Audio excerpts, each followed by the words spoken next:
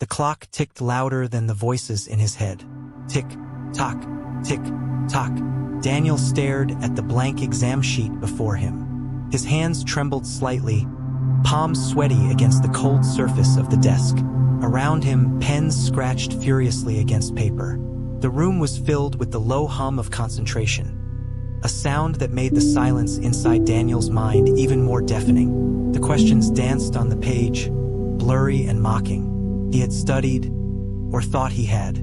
Yet here he sat, paralyzed, his mind a battlefield of doubts, regrets, and excuses. Why didn't I focus? Why did I waste so much time? How did I let it get this bad?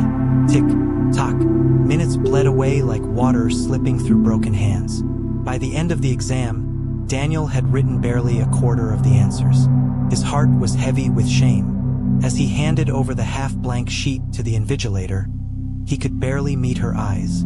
When he stepped outside into the cold, gray afternoon, Daniel felt like the world had turned its back on him. But deep down, he knew it wasn't the world's fault. It was his. He had betrayed himself. That evening, Daniel sat on the edge of his bed, still in his crumpled exam clothes. His phone buzzed with notifications, memes, group chats, video links. The very distractions that had led him here. For the first time in a long time, he didn't touch it. He simply stared ahead, the silence pressing against his ears. A single thought pierced the fog.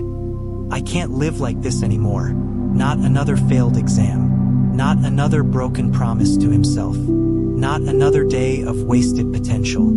Something had to change. But not just the surface. Not some overnight miracle. He needed to discipline his mind. The first morning was war. Daniel set an alarm for 5:30 a.m. When it rang, it felt like a personal attack. His entire body screamed to hit snooze, to curl back into the warmth of his blanket. But he remembered the exam, the blank page, the ticking clock. He swung his legs out of bed. It wasn't glamorous. He stumbled into the bathroom, eyes half shut, feeling every fiber of resistance in his body.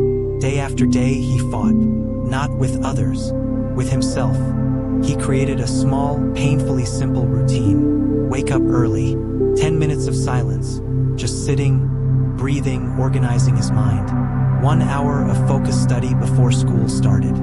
Phone in another room. Tiny rewards after completing tasks. Some days were ugly. Some days he lost, the bed too warm, the distractions too strong. But he didn't quit. Each night he journaled. Did I win today? If not, why? What will I do better tomorrow? Slowly, the excuses grew quieter. Slowly, the mind that once ruled him began to obey. 3 months later, Daniel sat in another exam hall. Same cold desks, same ticking clock. But this time, the sheet in front of him didn't look like a monster. It looked like a challenge. His pen moved steadily, his thoughts clear and sharp. Tick, tock. He smiled as he wrote, the clock no longer his enemy, but a silent witness to his transformation.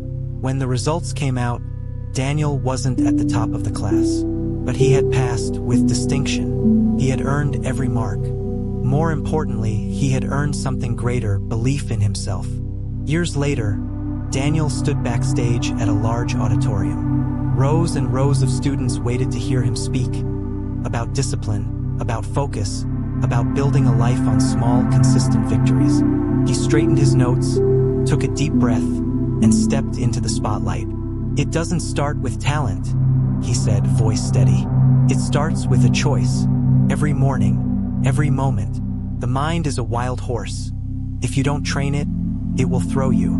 But if you do, it will carry you further than you can imagine. Faces in the crowd lit up with realization. The same light Daniel had once fought so hard to find within himself. And somewhere, deep in the back, he thought he could still hear it.